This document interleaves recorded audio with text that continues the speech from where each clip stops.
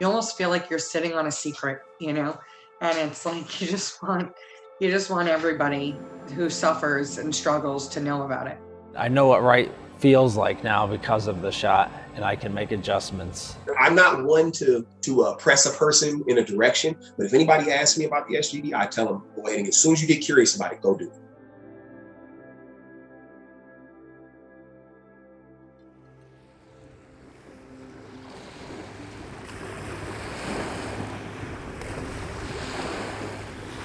I watched my friends burn to death on a dusty road in the middle of Afghanistan. Constant depression and symptoms from PTSD are still something I struggle with continuously.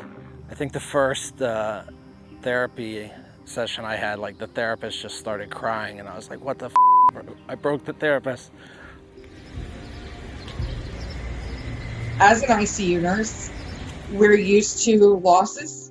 You know that not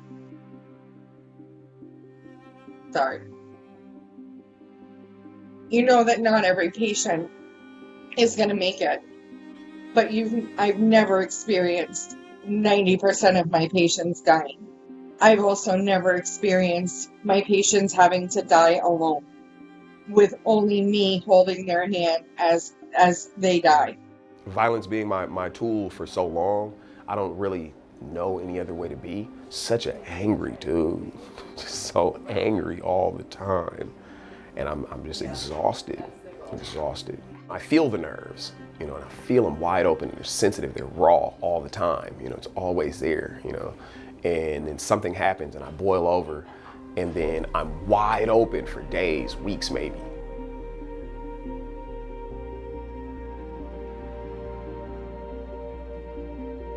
Out of all the emotions, guilt is the only emotion that you can't handle on your own. By the time I was 15, I was a full-blown alcoholic. My father was a New York City fireman, and on June 27th, 1980, when I was 11 years old, my father walked out the door to go to work, and he didn't come home.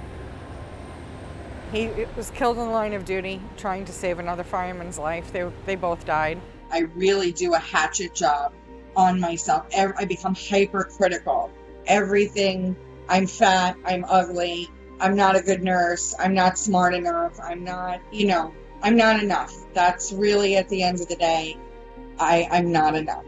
It takes more strength to actually pursue help. The thing that's harder to face is that I'm maybe not in as much control as I thought I was in. You know, and that's a tough thing to come to terms with. And recording. See you in Chicago. See you in Chicago.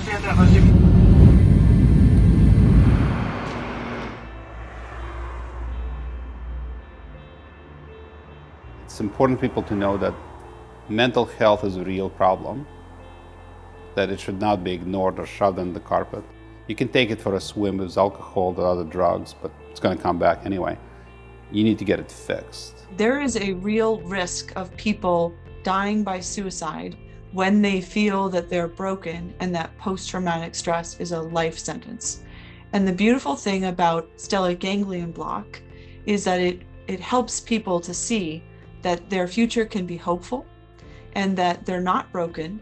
They've suffered from an injury that can now effectively be addressed. If somebody has a broken leg and you have an x-ray of the leg and it's broken, you don't ask somebody to walk on it. When somebody comes in with PTSD, they go, well, you're weak, something's wrong with you, you don't really have it. When you scan it, you go, oh, you have amygdala is hyperactivated. You have a problem, let me help you. Think how powerful that whole concept is.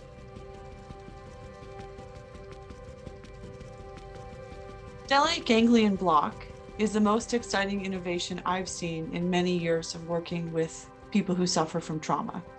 It is an injection of an anesthetic medication that helps to calm the nervous system and reset the fight or flight system to a state of calm. It's weird for people to even comprehend that something in the neck would do something in the brain.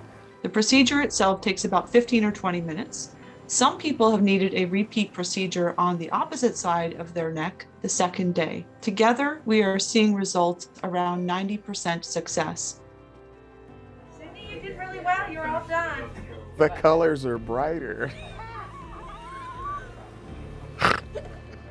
I just feel like, I don't know, like light. I don't know how to explain that, like lighter. Even before I got my glasses, I could like see things more clearly, like more focused. I don't feel threatened. I don't feel so worried.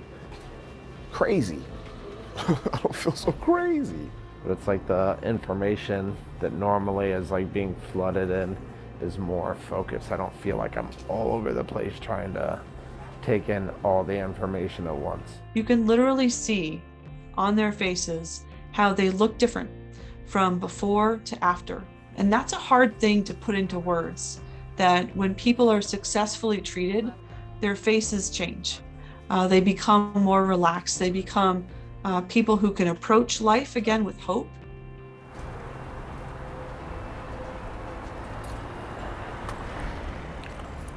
Wow. This was rock bottom. Now that triggers. My friend had a Monte Carlo that wasn't working, a 76 Monte Carlo that was parked in that stall, and all of my belongings, all of my clothes, and my body was in that stall asleep every night. I know I stood here at one point and was like, this is it, man. I'm done. I'm just gonna die out here on the streets. Triumph. I beat this. The day before the shot, I have to drag it all out. I have to make my point. I have to be right. I have to finish this conversation. I don't feel compelled to do so anymore. This is actually pretty cool, you know. It's here I am, you know. Here I am.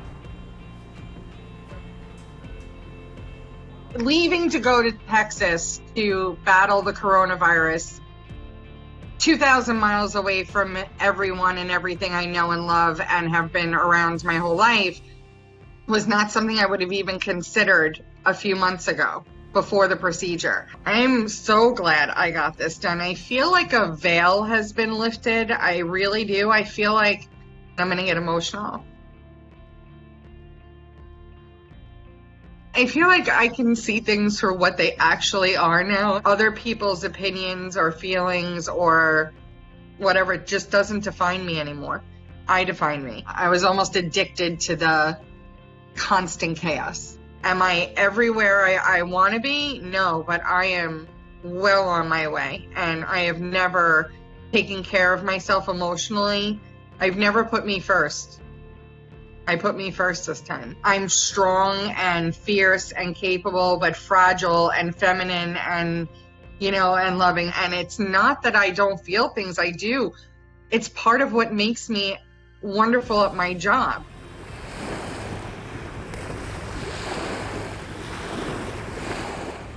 It was like a film was taken off, seeing the world in a completely different way. Probably spent more time talking to my dad in the last 3 months than I have in 35 years. And as a father myself, I definitely feel like I've probably been more attentive, been able to listen more instead of just bark. After the shot, I don't feel like my life is so short. I spent 35 years of my life living like I wasn't gonna make it to 40.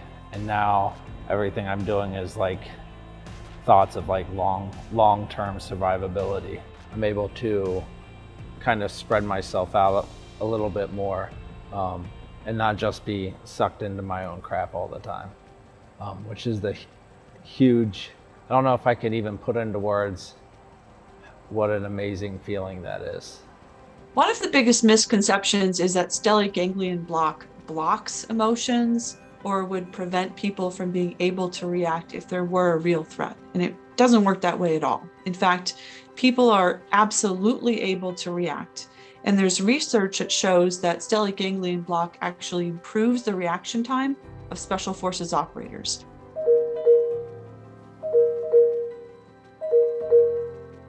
I still get very upset. I still get angry. I still get impatient. I still get sad. I still fuss at people. But now the way that I do it is a lot more, it's controlled in the way that I want it to be.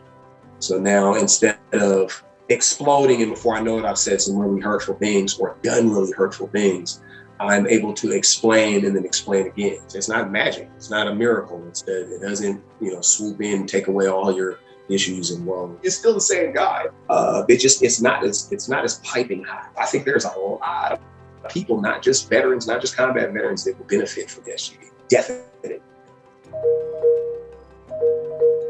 I worried, like, well, what is this going to mean for me? Like, am I still going to be this wonderfully loving, emotional, empathetic, compassionate person that I am? And the answer is yes, just without it taking over my life and burying me under the weight of it all. Stellate ganglion block helps shrink my emotional responses down to right size. So everything I felt to the extreme.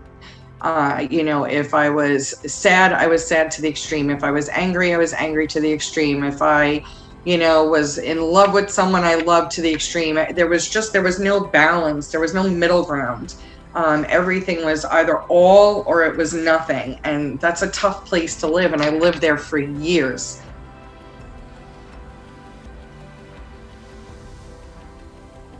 If I hadn't had the procedure and these things happened, I can promise you that I would not be sitting here composed and able to have a conversation.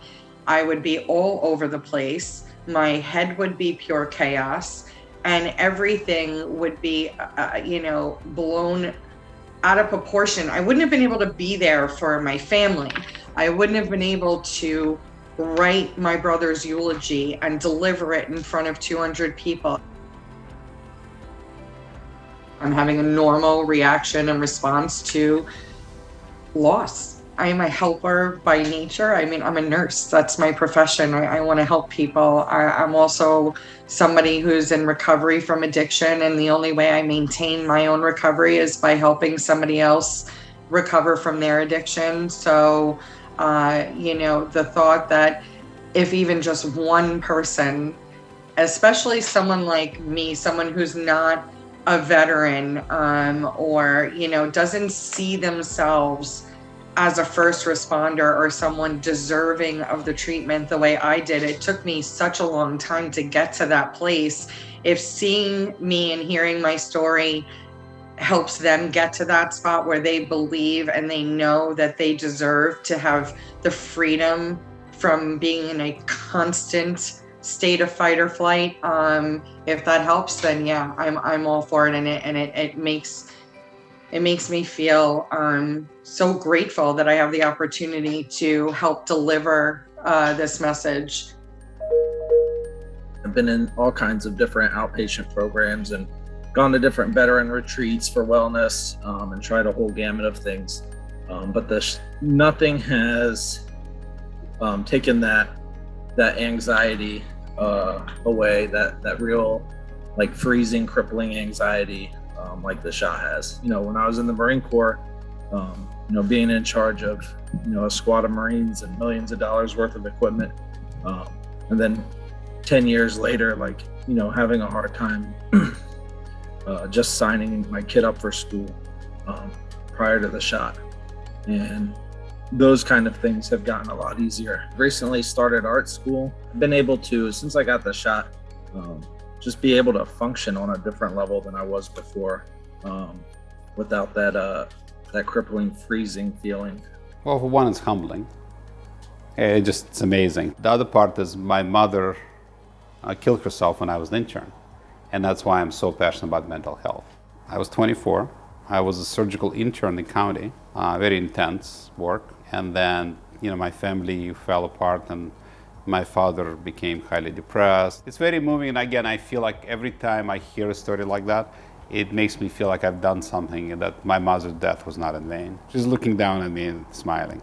Yeah, it's pretty amazing.